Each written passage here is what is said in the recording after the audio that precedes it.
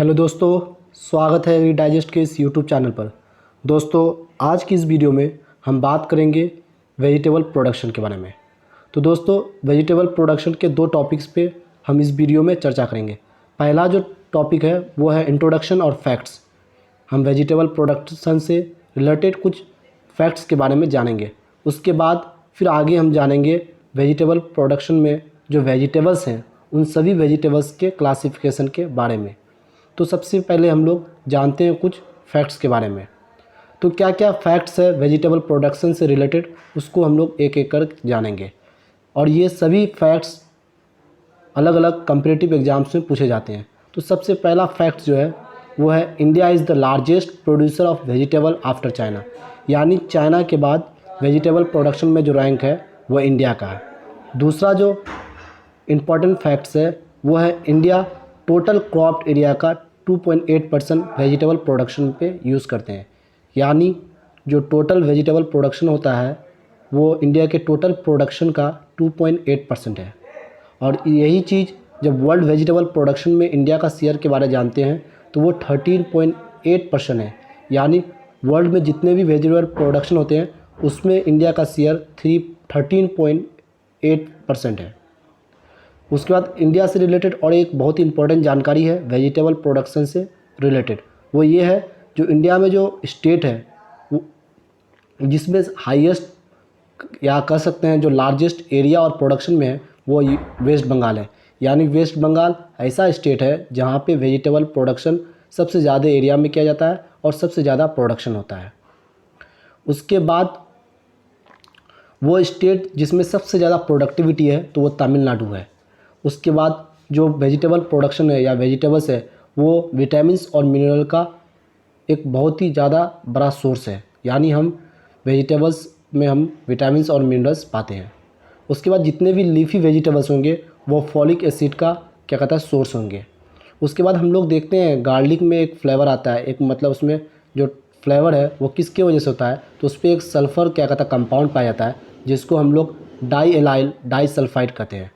और दूसरा जो इम्पोर्टेंट पॉइंट है वो है जो सबसे ज़्यादा जो या मेजर एलिमेंट जो फ्रूट्स एंड वेजिटेबल्स में पाया जाता है वो पोटासियम है। तो ये सभी जो इम्पोर्टेंट फैक्ट्स हैं ये अलग अलग एग्ज़ाम में पूछे जाते हैं जो अक्सर बच्चे नहीं सॉल्व कर पाते हैं क्योंकि उनको इन जानकारी नहीं होती है। तो ये सभी इम्पोर्टेंट फैक्ट्स हैं जिनको आपको याद रखना है जो अलग अलग एग्ज़ाम में पूछे जाते हैं। अब हम बात करेंगे क्लासिफिकेशन के बारे में। जो वेजिटेबल्स जितने भी हैं पूरे वर्ल्ड में उनको अलग अलग ग्रुप्स में क्लासीफाई किए हैं और ये क्लासिफिकेशन करने का एक ही मकसद है ताकि हम उसको आसानी से समझ सकें और उसको पढ़ सकें। तो ये किन किन आधारों पे क्लासिफिकेशन किया गया है तो उन चीज़ों के बारे में जानेंगे। तो सबसे पहला जो क्लासिफिकेशन है वो बॉटनिकल क्लासिफिकेशन है। बॉटनिकल क्लासिफिकेशन क्या हुआ, वो जितने भी वेजिटेबल्स का क्लासीफाई किया जाएगा उनके फैमिली के आधार पे हम उनको क्लासीफाई करेंगे। तो जैसे हम कुछ फैमिलीज़ के जानेंगे वेजिटेबल्स के जिनमें अलग अलग वेजिटेबल्स को क्लासीफाई किया गया है। जैसे पहला जो फैमिली है वो एलिसी है जिसमें ऑनियन और गार्लिक वेजिटेबल्स आता है। उसी तरह दूसरा जो फैमिली है चिनोपेडेसी है जिसमें बीटरूट स्पैनेज पालक आता है। कंपोजिट है जिसमें लेट्यूस आता है। कुकरबिटेसी है जिसमें कुकुम्बर पम्पकिन और जितने भी गार्ड्स है चाहे बॉटल गार्ड हो या और जितने भी विभिन्न प्रकार के गार्ड आते हैं वो सभी इसी ग्रुप में आते हैं। उसके बाद लेग्यूमिनेसी है जिसमें पीस काउपी क्लस्टर बीन आते हैं। सोलेनेसी है जिसमें पोटैटो टोमेटो ब्रिंजल आते हैं। अम्बिलीफेरी है जिसमें कैरोट आता है। लिलीसी है, अमरनाथेसी है, क्यूरिसीफेरी है जिसमें कैबेज टर्निप आते हैं। तो ये सभी इम्पोर्टेंस हैं और ये सभी फैमिलीज से रिलेटेड और इस बॉटनिकल क्लासिफिकेशन से रिलेटेड क्वेश्चन आते हैं, क्वेश्चन पूछे जाते हैं जो ऑनियन किस फैमिली से आते हैं या ऑनियन कौन से क्या कहता है क्लासिफिकेशन में आते हैं। तो इस तरह कभी कभी क्वेश्चन पूछे जाते हैं। दूसरा जो क्लासिफिकेशन है वो वेजिटेबल्स का क्लासिफिकेशन उनके लाइफ साइकिल पे हम लोग डिपेंडेंट करते हैं। जो कितना उनका लाइफ साइकिल है उस आधार पे हम लोग वेजिटेबल्स का क्लासिफिकेशन करते हैं। तो पहला जो क्लासिफिकेशन है लाइफ साइकिल के आधार पे वो है एनिमल वेजिटेबल्स। तो एनिमल वेजिटेबल्स कौन कौन से, ओकरा हुए, टोमेटो हुआ, उसके बाद ब्रिंजल है, यहाँ मिस्टेक हो गया है दोस्तों थोड़ा सा। उसके बाद जो दूसरा टाइप है लाइफ साइकिल के बेस पर वो है बैनियल वेजिटेबल्स जैसे रेडिश हुआ, कैबेज हुआ, कैरोट हुआ। Perennial vegetables sweet potato Cucurbitaceae. Cucurbits है। तो ये सभी क्या होते हैं, क्वेश्चन पूछे जाते हैं जो स्वीट पोटैटो किस टाइप के वेजिटेबल्स हैं। उसके बाद ये भी पूछे जाते हैं जो एनिमल वेजिटेबल्स का इनमें से कौन सा एग्जाम्पल्स है। उसके बाद दूसरा जो हम बात करेंगे, जो तीसरे टाइप्स का क्लासिफिकेशन है, वो फोटो पीरियड, यानी कितने पीरियड के लिए उनको लाइट का रिक्वायरमेंट होता है।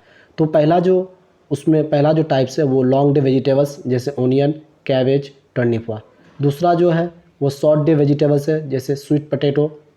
उसके बाद डे न्यूट्रल वेजिटेबल्स, यानी उनको लाइट्स का कोई फ़र्क नहीं पड़ता है, तो वो टमाटो है, ब्रिंजल है, चिली है।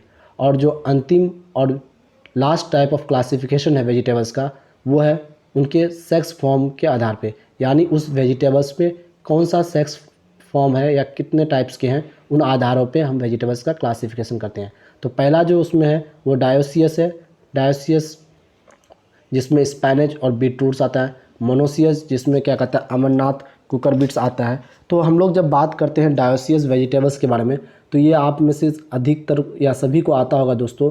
जो डायोसियस वेजिटेबल्स कैसे होते हैं, जिसमें मेल और फीमेल फ्लावर्स क्या कहता है सेपरेट प्लांट्स में पाए जाते हैं, यानी मेल और फीमेल जो फ्लावर्स होंगे उस वेजिटेबल में अलग अलग वेजिटेबल्स में प्लांट्स में पाए जाएंगे।